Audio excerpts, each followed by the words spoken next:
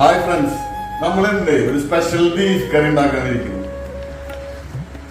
സവോള കുനുകുനാന്നറിയാം, 10 സവോളാണ് നമ്മൾ എടുത്തേക്കുന്നത് കേട്ടോ. വെളിച്ചെണ്ണ ഒഴിച്ചു കൊടുക്കുന്നു കേട്ടോ. വെളിച്ചെണ്ണ ചൂടായിട്ടുണ്ട്, നമ്മൾ സവോള ഇട്ട് കൊടുക്കാൻ പോകും കേട്ടോ.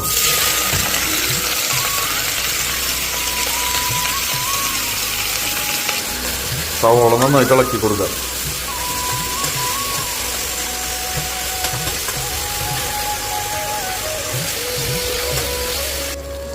അപ്പൊ നമ്മളെ ഉള്ളി ഏകദേശം വാടിയിട്ടുണ്ട് കേട്ടോ. ഇനി നമുക്ക് തക്കാളി ഇട്ട് കൊടുക്കാം.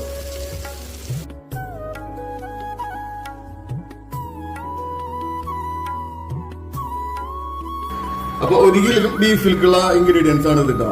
ഇത് മല്ലിപ്പൊടി 4 ടീസ്പൂൺ, ഇത് garam masala 1/2 teaspoon, pepper 1 teaspoon, മഞ്ഞൾപ്പൊടി 1/2 ടീസ്പൂൺ, മുളകും പൊടി 1/2 ടീസ്പൂൺ, പിന്നെ ഇഞ്ചി വെളുത്തുള്ളി പാകത്തിനുള്ളത്. അത്രയും നമ്മൾ റെഡി ആക്കിയിട്ടുണ്ട്. ഇതാണ് നമ്മളെ മസാല കേട്ടോ. നമ്മളതിലേക്ക് നമ്മളെ മസാലപ്പൊടി ഇട്ട് കൊടുക്കണം കേട്ടോ.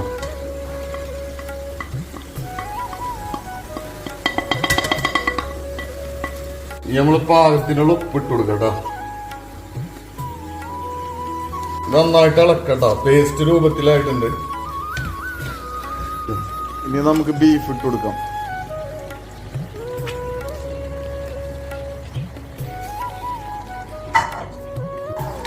നമ്മളെ ബീഫും മസാലയും കൂടി ഇട്ട് നന്നായി ഇളക്കുക. നല്ല പരുവത്തിൽ ഇളക്കി കഴിഞ്ഞാൽ ഇതേപോലെ കിട്ടും.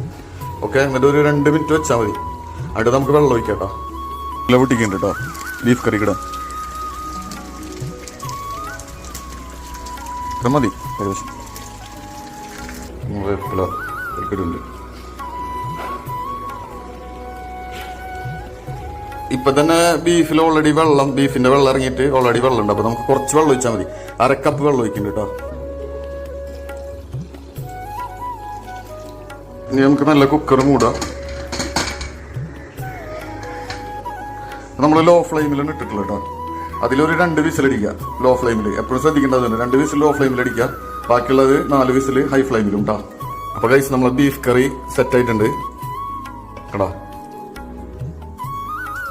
അപ്പൊ സിമ്പിളായിട്ട് വീട്ടില് ബീഫ് കറി ഉണ്ടാക്കാം. ഇങ്ങനെ നല്ല വെന്തിട്ടുണ്ടായിരുന്നു. ചോറിലേക്ക് വേറെ ഒന്നും വേണ്ട, ഈ ബീഫ് മാത്രം മതി.